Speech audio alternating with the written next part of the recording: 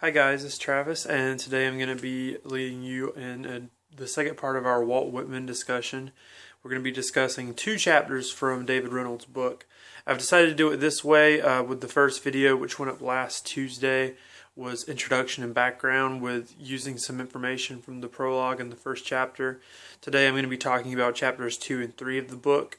In next week's video I'm going to talk about chapters 4 and 5, and then in the last video I'll be talking about chapters 6 and 7.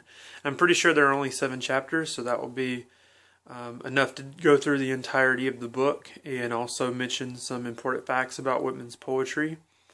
And hopefully by the end of that I'll have the entire series uploaded, and I'll be able to create a playlist so you can access all of them whenever you want. They'll be connected. If you're following along with the videos in real time, you can go down to the description box and find a link to the first blog post. The first blog post was about A Song of Myself, namely a few important facets that I thought would be interesting to discuss and to give my individual opinion on. So that will be in the description box, and I believe you can make comments on those blog posts so we can have more discussion there. Of course, you can leave comments in the comment section below if you'd like to respond to some of the things mentioned in the video. But without further ado, I'll go ahead and discuss chapters 2 and 3. So Whitman's work is shaped by the time period, it's shaped by society, it's shaped by the things that are relevant, it's shaped by all forms of art, things that he interacts with. That is, he's living in New York and traveling and moving around. So popular taste, popular pop culture, the urban experience, which is the city, what's city life, and politics as well. These are all things that are important to Whitman. These are all things that sort of define the poetry he's working on. He feels like poetry is a mirror. Like if you're looking into a pond or any body of water, it's like looking at yourself. Poetry acts as a mirror of reflection. It leaves space for artistic improvement, for the writer to reflect upon his own work, reflect upon the things that shape that work, and respond to it. He wrote a book called, or was either a book or a novella called Franklin Evans. This book is one example of this artistic reflection. Franklin Evans was about alcohol abuse, and during the time period, temperance was a huge topic. It was a pop culture sort of a piece of popular culture. Temperance, lots of different rights movements, and Franklin Evans is sort of a response to that, the popularity and the temperance movement. So during this time, for writers, genre sort of takes a shift, and literary and complex works become sensational works. Sensational literature, namely, is the genre of the day. It suits pop culture's needs. It's readable. It's exciting. It's about the drama of the situation more so than the literary devices that the writer is sort of using to decorate the work. And for Whitman in particular, he had several sensationalist pieces that were published. Some examples are The Inca's Daughter, The Spanish Lady, and Richard Parker's Widow. These are 3 sensational pieces that were, I guess Whitman worked with newspapers a lot. He was a journalist, he was an editor, he helped print many things, so naturally it was a little bit easier for Whitman to get some of his pieces into circulation, into the hands of readers. But these were 3 stories in particular that reflect that sensationalist genre. Eventually, Whitman decided that these kind of works and sensationalist literature in general had very little literary value, and he sort of took the idea of this genre, sensationalist literature, and translated it to poetry instead.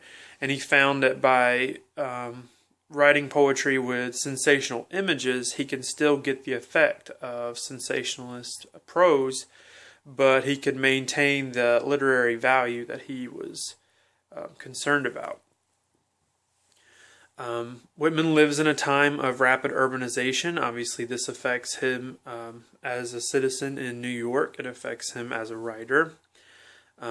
He comments on Brooklyn. The streets of Brooklyn was filled with animals. It was unclean. The drinking water was unclean. He does take some shots at that during the time period, and he recognizes that the cities, the big cities in particular, that have to deal with these sort of living conditions definitely affect people. And he writes about that in his poetry as well. One quote from the Brooklyn Evening Star from Whitman says, "Our city is literally overrun with swine, outraging all decency and foraging upon every species of eatables within their reach. Hogs, dogs, and cows should be banished from our streets." So that's just, maybe that can put in perspective a little bit of what the streets are like where he's living. And one poem that I may talk about in a blog post later, which definitely reflects some of Whitman's concern, is Crossing Brooklyn Ferry. And with Crossing Brooklyn Ferry, he doesn't spend too much time talking about the harsh conditions that he's experiencing. He uses the poem to transform the city. He cleanses it through the poem and puts a distance in between the person who's absorbing the city and the streets themselves, which are not as inviting, if you will. So different types of people obviously were living in this area at the time, and David Reynolds identifies them as the Bowery Boy, which is sort of given the nickname Behoy. And then the rough, and these are two different types of people. The Bowery Boy in particular, is a butcher or a worker, promenading around on the Bowery, short hair in the back, greased side locks, a stovepipe hat, smoked a lot of tobacco or chewed tobacco. They were rowdy, they were rough, they weren't approachable for someone that's used to a formal setting. They were approachable, but they weren't. They were sort of frowned upon. And Whitman used this character or this persona in Leaves of Grass. I mean, and for a lot of the poetry itself, at least in the early copies of Leaves of Grass, Whitman sort of claims this persona as his own. And what he's really intrigued by is their vitality and their defiance. And he uses this because it's youthful, it's angsty, it's exciting, and it sort of shapes his persona throughout his work. A lot of reviewers who were reading Leaves of Grass when it was published linked Whitman with the street culture. And the reviewers who were looking really closely at the poems in Leaves of Grass noticed that Whitman was associating himself with these common people. So, also important to Whitman is politics. Definitely writers in particular have the ability to make comments on politics, on pop culture, on religion, and they can do this because they can create characters. They can say things about problems that they have with society without getting... they still get a lot of negative feedback, but they can do it a little more easily than someone who's just addressing a political figure or a religious figure. And sometimes that can stain a reputation or receive some criticism. There's a quote, "Agitation is the most important factor of all. To stir, to question, to suspect, to examine, to denounce." That comes from Whitman. And it's definitely interesting for me as a reader of Whitman to see how he's using his work to try to pull together a fragmented society, trying to alleviate some of the pressure from the common man, from the lower class or the middle class, and he's trying to find ways to bring these people together in some way. In a lot of ways, that's what Song of Myself is doing. Song of Myself is one of the most popular poems and one of the most recognized poems from Whitman. So the 1850s, obviously a time of political corruption. It was vote buying, wire pulling, patronage, and Whitman recognized this. He wasn't a fan. He didn't join any radical reform movements, however. He saw society as this, like a quilt, or this huge grouping of different factions, and he wanted them all to be attached and connected to one another instead of separate and at odds with one another. So he wasn't in agreement with abolition, women's rights, the free love movement. He steered clear of these things because he thought that they would cause tension that was negative, that would break apart the links that people had to one another in society. There's a term ultraism, which is social activism, and he thought that ultraism endangered the established social fabric. He was looking for balance, and I think that's something that he's conflicted by in Song of Myself in particular, trying to find that balance, trying to speak for multiple voices, for multiple people, and at the same time speaking for himself. It's something that writers struggle with all the time. He did choose a side. In a way, he chose the side of the common man over the side of political figures or religious figures. And this is something that he talks about in the later sections of Song of Myself as well. He sort of takes on the role of a preacher or a mentor or a guide, and he's stressing this idea of the inner light. That's a Quaker idea, that we can sort of form our own opinions based on our own experiences, and we don't need to be told what these opinions should be.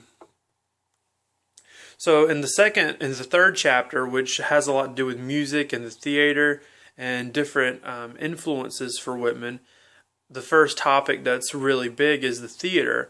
And to connect back to chapter 2, part of the thing that Whitman's excited about are these Bowery boys and these working men who attend the theater. And these people are funny to me and interesting to Whitman. They're excited, they're angry, they're tired, they're zealous, and they attend these productions at the theater, and they bring all of these elements to the theater. And I guess it sort of makes emotions run high, and it makes the actors sort of respond and become more in tune with their parts. And in a way, this is why American theatrical performances are distinct from other places, because American actors, at least for Whitman's time, have this zeal and this high octane energy which comes from the people themselves and the energy that the people bring to the theater. And Whitman sort of assumes the role of an actor in life and as a writer. He dresses certain ways at different points in his life to relate to different groups of people. He uses the I of his poetry as his own persona, and he leaves it to the reader to decide who that I is or what it represents, what voice it represents. He becomes fascinated with orators and speakers. This is the golden age of oratory, the American Revolution through the Civil War. So there are a lot of people who are trying to get their points across through gatherings and speaking events. And Whitman becomes fascinated by these people as well and their techniques that they use to speak. One individual in particular who was an influence for Whitman was Henry Ward Beecher. He was a Brooklyn preacher, and his sermons tried to bring together secular aspects of life with divine aspects of life. And this is something that Whitman copies in his poetry. He sort of combines the great holy divinity of people with the parts of people that maybe aren't so holy and maybe aren't so closely related to God. And maybe that's his way of explaining his spirituality, and maybe not, but something that's left for the reader to decide. Another thing that's a great influence is lecturing. Something that teachers make use of, something that Whitman makes use of, and one of his voices in his poetry is that of a lecturer, or someone who is addressing many at one time. And I guess every poem sort of does that if you're writing for the intention of addressing multiple people. This is something that comes up in Song of Myself. Again, it's the voice of someone who wants to convey a message that's universal. And he welcomes the reader to respond, just like the actors and the people who attend the theater and who join together in these performances are sort of responding to one another. He expects this from the reader when they're attempting to interpret his poetry. Also music. Music's very significant. to Whitman as well as to many writers. I know that music's a big influence on myself. And Whitman sort of assumes this role or persona of the bard, a bard with a gray beard and an everyman sort of look. And in particular, American music is something that is distinct in its, at this time at least, it's really based on the family. It's based on the minstrel. For example, the family called the Hutchinsons, three brothers and one sister. They made harp music, which is American music. It's natural. It's the land. It represents democracy. It represents an openness. It represents freshness, and it's emotional. And this is something that is really important to Whitman and his voice as a writer as well. And the last thing I'll touch on is another aspect of music, which is an important influence for Whitman, is the opera. And the opera is something that it's not only present in the things he talks about in poetry, but it's present in the way he writes poetry. And this is something that I didn't pick up on when I was reading Song of Myself, but in hindsight, I can definitely see the ways he makes use of the operatic style. So, for instance, whenever he wants to express emotion, he expresses emotion in a style that resembles aria, which is slow and building and tense, and it's something that if you're familiar with opera or the operatic singing style, that you'll recognize the term and you'll know immediately some examples. And then the operatic recitative is whenever he's talking about these long lists, these passages, and it's a thought that's free-flowing, and then it comes around and he connects them in the end of the passage with his point. And what's interesting about all of this, the way it connects to the writer in particular, is Whitman's drawing from the singers, Whitman's drawing from writers, Whitman's drawing from artists, and all of these people from the theater, the opera, sculptors, art galleries with paintings, photographers, they're all sort of connected. They're all drawing from one another. They're talking about the same topics. They're influenced, they're hurt, they're pulled tight or stretched tight by the same topics. And it's no different from today. It's no different than the way artists sort of work. I mean, obviously now we have more abstract art. We have more, once the confessionals came through as far as literature, it took on a more individual stance, but a lot of the feelings that these people talk about are universal and they affect everyone. So with that, I will leave you to ponder these thoughts, to ponder Whitman's work, and to take a look at some of the poetry if you're interested. Definitely pick up David Reynolds' biography if you have the opportunity, because it's very good, it's very thorough.